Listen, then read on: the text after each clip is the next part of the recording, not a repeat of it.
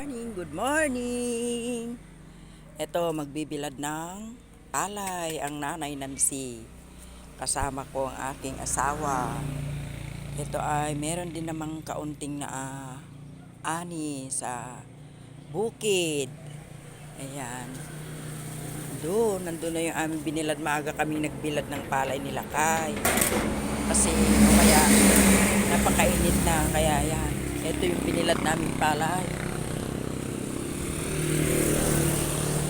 Ayan, nagbilad kami ng palay dito sa labas. Ayan. Meron namang kaunting na ani, kaya nagpapasalamat kami sa Panginoong Diyos. At binigyan kami kahit kaunti lang. Kasi hindi maganda yung panahon. Minsan walang ulan at napakalakas ng init. Kaya kahit papaano po ay meron din kami na ani na binigay ni Papa Jesus. Ayan. Papasok na ako sa loob. Maaga kami nagbilad kasi kung mamaya pa kami magbibilad ay napakainit po.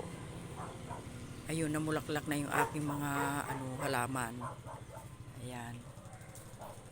Ayan. Ito, meron pang bibilad. Ayan. Tatanggalin ko yung mga inilagay naming kawayan. Ayan.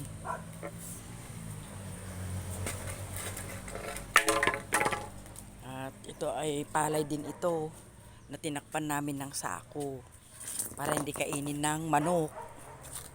Ayan. Ayan.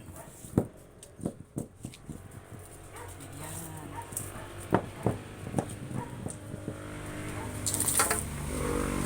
Kakainin na. Ito pwede na itong pagiling, pakiskis.